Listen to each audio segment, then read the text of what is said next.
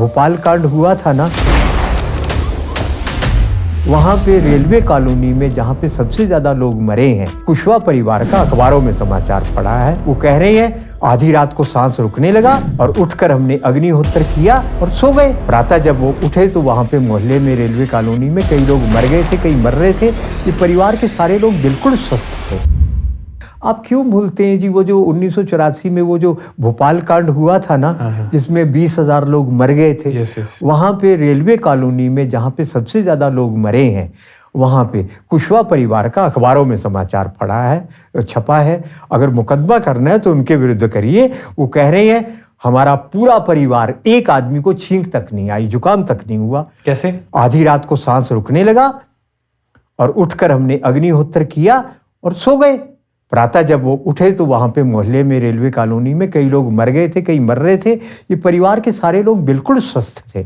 और भोपाल में एक नहीं 10 केस हुए। घर में अग्निहोत्र हो गया, उनके ऊपर इस विष का प्रभाव नहीं हुआ। इससे बड़ा प्रमाण आपको क्या चाहिए?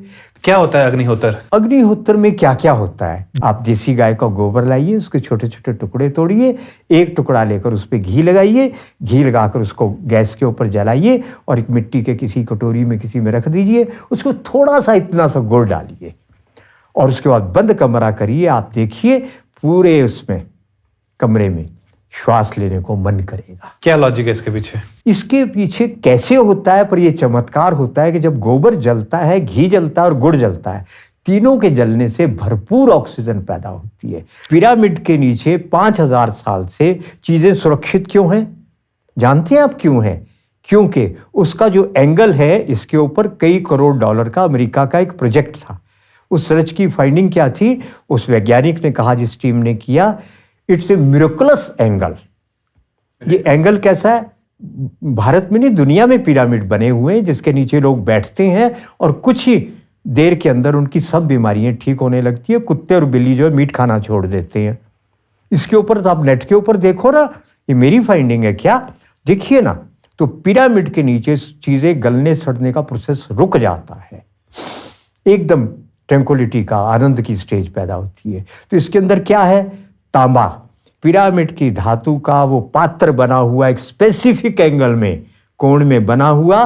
सूर्योदय सूर्यास्त के समय विशेष परिस्थितियां होती हैं वायुमंडल की। उस समय पर आप जब अग्निहोत्र करते हैं विशेष सामग्री के साथ, तो इस प्रकार की अद्भुत ऊर्जा पैदा होती है। पहली चीज ये पात्र हो गया तांबे का, ये एक स्पेसिफिक पात्र है जो पात्र हो गया। दूसरे, देसी गाय के गोबर के उपले इतने मोटे, मोबाइल जितने मोटे, और इसके टुकड़े 2-2 उंगल चौड़े तोड़कर रख लो। और उसके बाद आपके पास टाइम टेबल होना चाहिए सनसेट सनराइज का, आपका वहाँ का। कैसे आएगा? उसके लिए आप अग्निहोत्र बड्डी नाम का एक ऐप डाउनलोड कर लीजिए। अग्निहोत्र बड्डी। उसको आप सेटिंग करेंगे, उसकी सेटिंग करके उसको चालू करेंगे, आपके वहाँ का वो एकदम सही लैटिट्यूड, लॉन्गिट्यूड और टाइम टेबल बताएगा। उसमें फिर मैं बेल उसको एक्टिवेट कर देता हूँ। अग्निहोत्र से 10 मिनट पहले वो बेल बज जाती है। 2 चीज़ें हो गई। आपको जो है टाइम टेबल चाहिए वो मिल गया, अग्निहोत्र पात्र चाहिए वो मिल गया। तीसरा हो गया आपका गोबर। चौथा, आपको बिना पॉलिश का चावल चाहिए, अक्षत। तो आपके पास चावल भी हो गया। और गाय का घी, केवल देसी गाय का घी। अब आपको क्या करना है? टाइम टेबल देखा और ठीक समय के ऊपर आपने अग्निहोत्र पात्र में उपले कैसे लगाने हैं?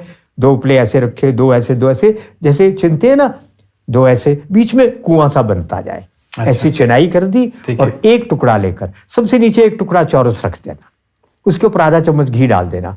साइड में ये आपने 2 इंच 3 इंच का कुआं सा बना दिया, एक टुकड़ा लेकर घी लगा दिया। घी लगाने के बाद मोमबत्ती में उसको 3 मिनट 4 मिनट पहले जलाया और जलाकर बीच में ऐसे रख दो, वो पूरा जल जाएगा। और हाथ में आप अक्षत चावल या तांबे की कटोरी में थोड़े से 1 चुटकी चावल रखो, 2 बूंद घी डालो, मिलाकर उसकी 2 ढेरियां कर दो। और प्रातः के समय 5 उंगलियों से, उंगली को हटाना नहीं है इसमें, है ना, हटाकर करते हैं हमेशा हवन, मगर इसमें नहीं हटाना है, इसका भी कोई विधान है। 1 ढेरी को उठाओ और जैसे ही वहां पे बेल बजे, आपका सूर्यास्त का समय या सूर्योदय का हुआ, पहला मंत्र बोलो। प्रातः के समय क्या आप बोलेंगे? सूर्याय स्वाहा।